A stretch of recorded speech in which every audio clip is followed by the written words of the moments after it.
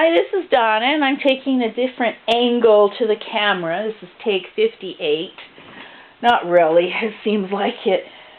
I just wanted to do a quick video today and show you some of my new projects that I've been working on. And it's fairies!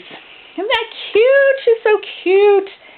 I've been making little fairies because I so want to join one of the captured fairies in a bottle swap, but I figured I needed to learn about fairies, how to make fairies, and everything about fairies so that I can do a bottle swap. And I think that the fairy makes it because that's supposed to be kind of the focal point, okay? So I'm making fairies, all different kinds of fairies. One's with yarn hair, one's with Dolly Parton hair, all colors, and I've been having so much fun. And I bought these flowers forever ago, and I did not know how I was going to get rid of them because they're the silk kind, so you can't form them the way you want them. They're just like that. Well, now I'm almost done with my flowers, and I don't have to buy more now. But I need to hurry because I haven't been having too good of luck with how much time on the camera. But you take a pipe cleaner and you take about 3/4 of the pipe cleaner. And that's going to be your body. Then the leftover is too small for the arms, so I always make it a little bit larger. That way, if it's too long, I can cut it off, but you never, ever, ever want to have short arms.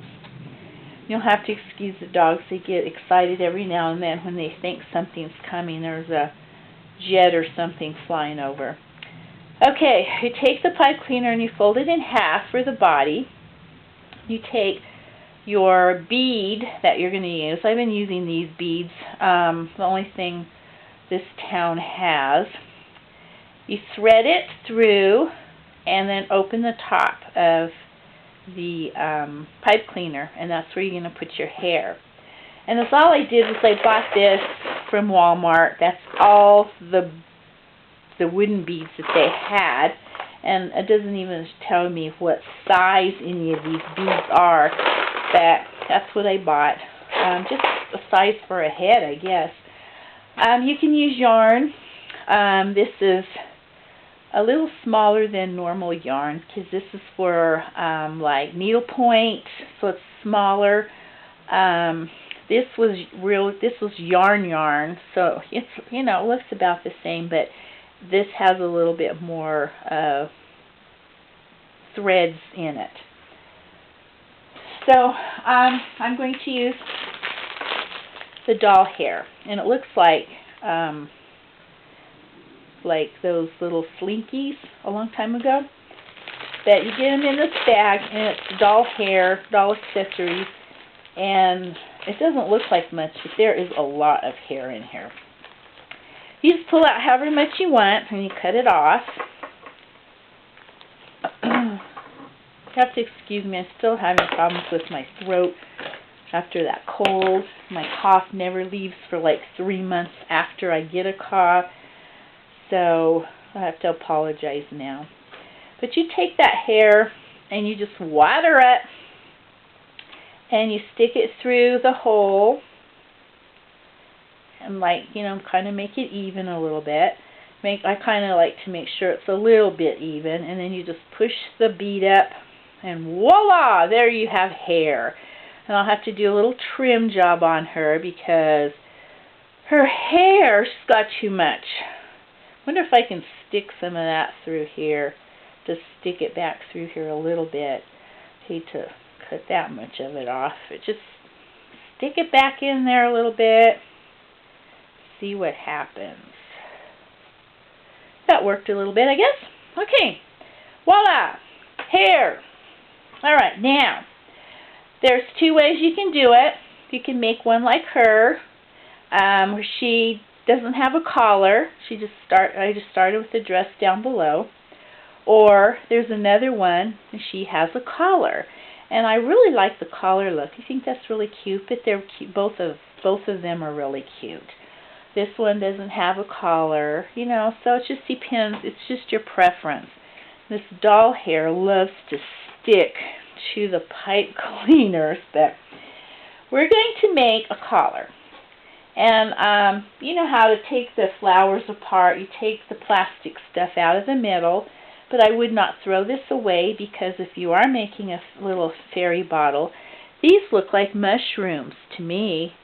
And I have a pair of tweezers that's about 2 feet long, and so I could just put them in the bottle and glue them down, and it'd be little things growing in the forest. These could be little things growing in the forest, so I'm keeping a hold of those. This could be a hat. You could just put a little less hair on your little girl and use it as a hat. Put a little glue on that and use some of Martha Stewart's flocking powder in brown or something. Make a little acorn hat, or some of this Flower Soft. It's a little more coarse. I don't know if you can see it because the bottle's so shiny, but a little more coarse stuff to put on there. But I wouldn't throw these things away. I'd keep them and try and use them. So after you get the middle part out, it already has a little hole, so all you do is you thread it through the hole and push it up, and that's her collar. And then you take the piece that you cut for her arms and fold it in half so you know where the middle is, and stick it in here. And collar or not, you need to kind of place it to where she has at least a little bit of a neck. You don't want to have a fairy like my drawings were when I was in first grade, where the arms were coming out of your ears. But I twist it, I turn it over, and I twist it one more time and pull it tight and smash it to make sure that her arms are going to stay. And then she has her arms. Of course, then you bend them however you want them, so she has elbows and hands. And then we're ready to start putting on her skirt. And if her little legs don't match, I just kind of cut them off and make them match. And then I just start putting flower petals. And I love these flowers. They already have the brown on them, so it looks like her dress is dirty. And I like that because fairies don't have washing machines. They're in the forest, running around, being wild and crazy and free. And why would they need to have laundry mats? So her dress is dirty, which is cool. And I think it'd be even nicer just to go ahead and grunge it up even more than it is, because that's what they are. But you can either make a tutu, like put 1 flower, 2 flowers, put it to the knee or all the way to the floor. I think she looks adorable no matter how many flower petals on her dress. You know, when fairies go through the forest, there are, when they come across a little fairy dress that somebody left behind, they just add it to their collection and put it on, and that's where they get all of these little petals. They just have to keep adding their different little fairy dresses as they find them. So that's where all that comes from. And fairies don't have combs. Why would they worry about a comb in their hair, combing their hair? So you can make them wild. They're supposed to be wild fairies, free, not a care in the world. And just build it like that. And there's your little fairy. And just kind of alter the petals so that it's all covered. And I have noticed on some of my dolls that the petals do move, so you might want to put just a tad of glue or something to keep them altered, because I think the altered look looks better. This one keeps trying to go back into place like it has a memory or something, so I might have to do something about getting him glued. And then after you get your dress done the way you want it, I like to take one of these beads, a smaller bead, and thread that through the pipe cleaner and push it under. That way she has underwear, and at the same time it keeps the petals in place. And then you just give her some feet and you have a fairy. That is so easy to do, so fun to do. Your kids will even enjoy doing it. I just think that they are adorable. And I have looked on eBay because I can't draw. And they do have beads with faces already on them. But there is a very well-known artist called, his name is something like Dianza or something like that. And he does a lot of Southwest paintings of Indians. And none of his paintings have faces on them. They're blank faces. That is his trademark. So I figured if he can get away with it, I can get away with it. And your imagination is, you just imagine what your little fairy looks like. So that is that. And then there was another guy that was doing them. He uses wire and then uses the very fine embroidery floss and wraps the wire very nicely around the wire so you can't see it, but when I try to do it, it looks like a mummy. So this one will be my mummy for Halloween this next year. I had to tie her hair up because it was in my way while I was trying to wrap her body, but she looks like a mummy, and also she will not fit her clothes. So I would have to buy a lot larger flowers for her legs to go through. But that's a cute little mummy, so now I know how to make mummies.